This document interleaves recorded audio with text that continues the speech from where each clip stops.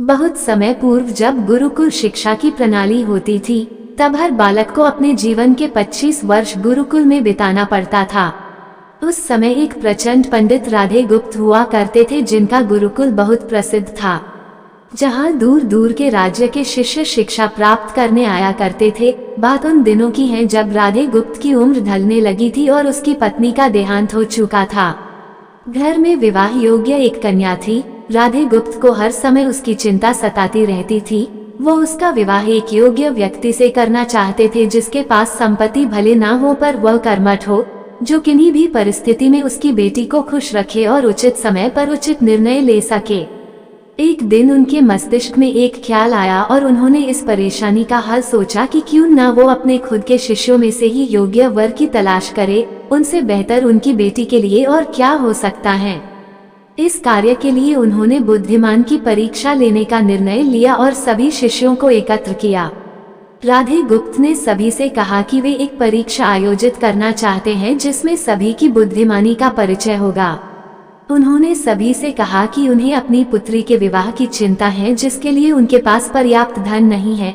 इसलिए वे चाहते हैं कि उनके शिष्य विवाह में लगने वाली सभी सामग्री कैसे भी करके एकत्र करे, भले उसके लिए उन्हें चोरी का रास्ता चुनना पड़े, लेकिन उन्हें चोरी करता कोई भी देख ना सके।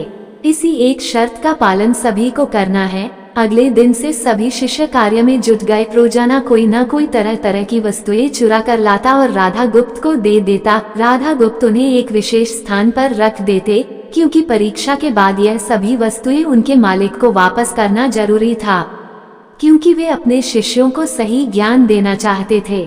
सभी शिष्य अपने अपने दिमाग से कार्य कर रहे थे, लेकिन इनमें से एक चुपचाप गुरुकुल में बैठा हुआ था, जिसका नाम रामास्वामी था।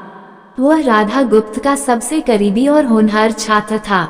उसे ऐसा बैठे देख राधा गुप्त ने इसका कारण पूछा। तब रामास्वामी ने बताया कि आपने परीक्षा की शर्त के रूप में कहा था कि चोरी करते वक्त इसे कोई ना देख सके। इस प्रकार अगर हम अकेले में भी चोरी करते हैं, तब भी हमारी अंतरात्मा उसे देख रही है। हम खुद से उसे नहीं छिपा सकते। इसका अर्थ यही है कि चोरी करना व्यर्थ है। उसकी यह बात सुन राधा गुप्त के चेहरे पर खुशी छा जाती है। वे उसी वक्त सभी को एकत्र करते हैं और पूछते हैं कि आप सब ने जो चोरी की, क्या उसे किसी ने देखा? सभी कहते हैं नहीं। तब राधा गुप्त कहते हैं कि क्या आप अपने अंतर्मन से भी इस चोरी को छिपा सके? सभी को बात समझ आ जाती है और सबका सिर नीचे झुक जाता है, सिवाय रामास्वामी के। राधा गुप्त रामास्वामी को बुद्धिमानी की परीक्षा में अव्वल पाते हैं और सभी के सामने कहते हैं कि यह परीक्षा मेरी पुत्री के लिए उचित वर तलाशने के लिए रखी गई थी। इस प्रकार मैं रामास्वामी का विवाह अपनी पुत्री के साथ तय करता हूँ। सभी खुशी से झूम उठते हैं। साथ ही चुराई हुई हर एक वस्तु को उसके मालिक को सौंप विनम्रता से सभी से क्षमा मांगते हैं।